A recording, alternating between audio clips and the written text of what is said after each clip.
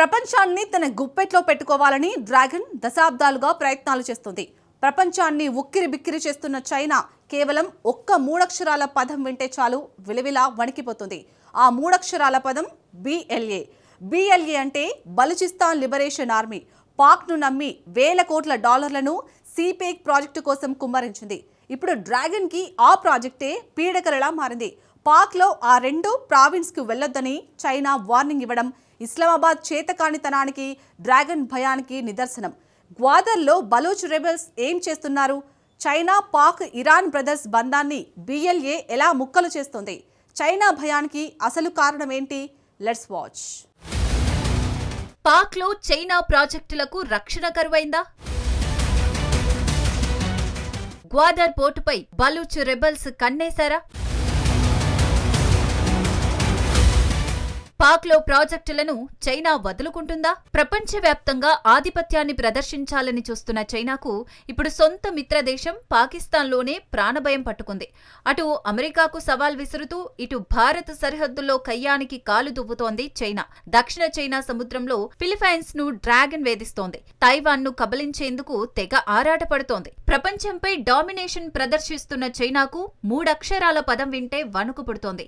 ఎవరూ చూపించని విధంగా ఓ తిరుగుబాటు దళం కమ్యూనిస్ట్ కంట్రీకి సినిమా చూపిస్తోంది. ప్రపంచంలో ఎక్కడికైనా వెళ్ళండి, కానీ పాకిస్తాన్లోని ఆ రెండు ప్రావిన్స్లకు మాత్రం వెళ్లొద్దంటూ తమ పౌరులకు బీజింగ్ వార్నింగ్ ఇచ్చింది. ఐరన్ బ్రదర్ దేశంలో తమ సొంత పౌరులకు రక్షణ లేదని చైనా పరోక్షంగా ఒప్పుకుంది. ఇటీవల హెరాఫ్ పేరిట బలూచిస్తాన్ ప్రాంతంలో భారీ విధ్వంసకర దాడులు జరిగాయి. ఆ తర్వాత పాకిస్తాన్ రాజధాని ఇస్లామాబాద్లో ఉగ్రదాడి జరిగింది. ఈ దాడులు చైనాకు నిద్ర లేకుండా చేస్తున్నాయి. ప్రధానంగా బలూచిస్తాన్లో ఎరాఫ్ 2.0 దాడులతో బీజింగ్ ఉలిక్కిపడింది. ఎందుకంటే బలూచిస్తాన్ రాజధాని క్వెట్టా నగరంతో పాటు గ్వాదర్, మస్తూమ్, కారన్తో పాటు మొత్తం 14 పట్టణాల్లో 48 ప్రాంతాల్లో BLA దాడులకు దిగింది. ఈ దాడులు బలూచిస్తాన్లో నిర్మిస్తున్న చైనా భారీ ప్రాజెక్టుల మనుగడను ప్రశ్నార్థకంగా మారుస్తున్నాయి.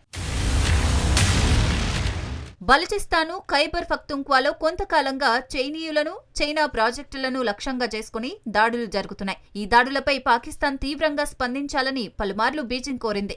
అంతేకాదు, దాడులకు పాల్పడిన వారిని కఠినంగా శిక్షించాలని డిమాండ్ చేస్తోంది. సిపెక్ ప్రాజెక్టు భద్రతా లోపాలను సరిచేసి మరింత రక్షణ కల్పించాలని సూచిస్తోంది. పాకిస్తాన్లోని చైనీయులు, చైనా సంస్థలు, ప్రాజెక్టులు అప్రమత్తంగా ఉండాలని బీజింగ్ ఆదేశాలిస్తోంది. భద్రతా చర్యలను బలోపేతం చేయాలని, జాగ్రత్తలు తీసుకోవాలని చైనా తమ పౌరులకు సూచిస్తోంది. అయితే ఇటీవల జరిగిన హెరాఫ్లో దాడుల్లో చైనీయులు టార్గెట్ చేయలేదు. కేవలం పాకిస్తాన్ ఆర్మీ స్థావరాలు, పోలీస్ స్టేషన్లను మాత్రమే Baloch liberation army BLA target చేసింది. BLA స్పష్టమైన మిషన్తో ముందుకెళ్తోంది. గ్వాదర్ నుంచి చైనాను, చైనీయులను తరిమేయడమే లక్ష్యంగా పనిచేస్తోంది. ఇప్పుడు BLA తన ప్రయత్నాలను ముమ్మరం చేసింది. 2022 BLA ప్లాన్ చూస్తే ఈ విషయం మీకు స్పష్టంగా అర్థమవుతుంది. 2022లో BLAకు చెందిన 8 మంది సభ్యులు గన్నులు, బాంబులతో గ్వాదర్ వెళ్లారు.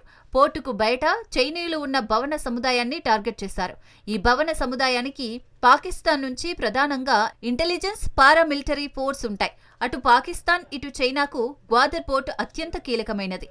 అందుకే ఇక్కడ పాకిస్తాన్ భారీగా బలగాలను మోహరించి ఉంటుంది.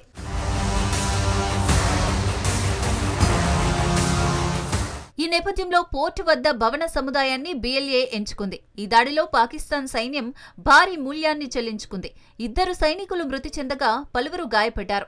సైనికుల మృతి కంటే ఈ దాడుల్లో పాకిస్తాన్ ఎక్కువగా నష్టపోయింది. ఇక్కడ పాకిస్తాన్ మిలిటరీ పరువు పోయింది. ఇక చైనా, పాకిస్తాన్ ఎకానమిక్ కారిడార్ సిపెక్కు పాకిస్తాన్ ఆర్మీ భద్రత కల్పిస్తోంది. సిపెక్ ప్రాజెక్టును, దాని ఆస్తులను కాపాడుతోంది. ఈ విషయంలో పాక్ ఆర్మీ విఫలమైంది. నిఘా వ్యవస్థలు అందుబాటులో ఉన్నా ఈ దాడులను ముందే పాకిస్తాన్ ఆర్మీ పసిగట్టలేకపోయింది. ఒకవేళ దాడి జరిగితే ఎదుర్కొనేందుకు ఆర్మీ ఏమాత్రం సిద్ధంగా లేకపోవటం వంటి డొల్లతనం బయటపడింది. బలూచ్ రెబెల్స్ ను అడ్డుకోవడానికి 2 గంటల సమయం పట్టింది. ఇక్కడ ఓ విషయం గుర్తుంచుకోవాల్సిందే. గ్వాదర్ పోర్టు ప్రాంతమంతా హై సెక్యూరిటీ జోన్. ఇక్కడ వందలాది మంది చైనీయులు పనిచేస్తున్నారు. అందుకే ఈ ప్రాంతంలో పాకిస్తాన్ భారీ భద్రతను కల్పిస్తోంది. అక్కడ సుమారు 15,000 మంది సైనికులను ఇస్లామాబాద్ మోహరించింది. ప్రతి ప్రాంతంలోనూ చెక్ పాయింట్స్ ఉంటాయి. సింపుల్ గా చెప్పాలంటే ఈ ప్రాంతంలోకి చీమ వచ్చినా గుర్తించే సత్తా ఉంది. అలాంటిది 8 మంది బలూచ్ రెబెల్స్ గ్వాదర్ పోర్టు ప్రాంతంలోకి చొరబడి దాడులు చేయడం అనేది పాక్ ఆర్మీ అలసత్వం కొట్టొచ్చినట్లు కనబడుతోంది.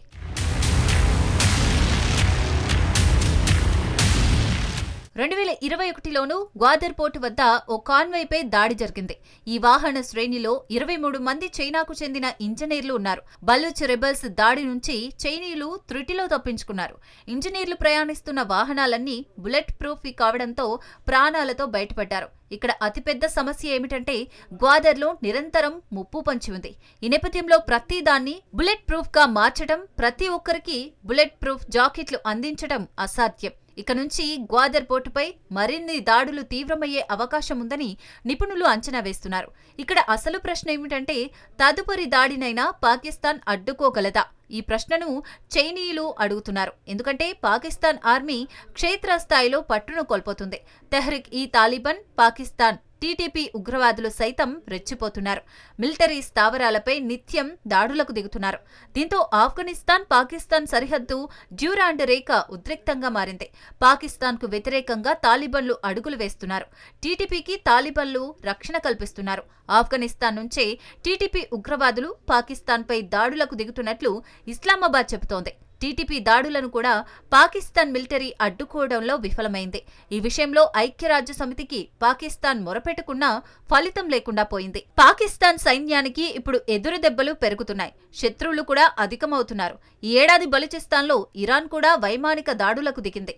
ఇటీవల ఆఫ్ఘనిస్తాన్తో నిరంతరం ఘర్షణలు జరుగుతున్నాయి.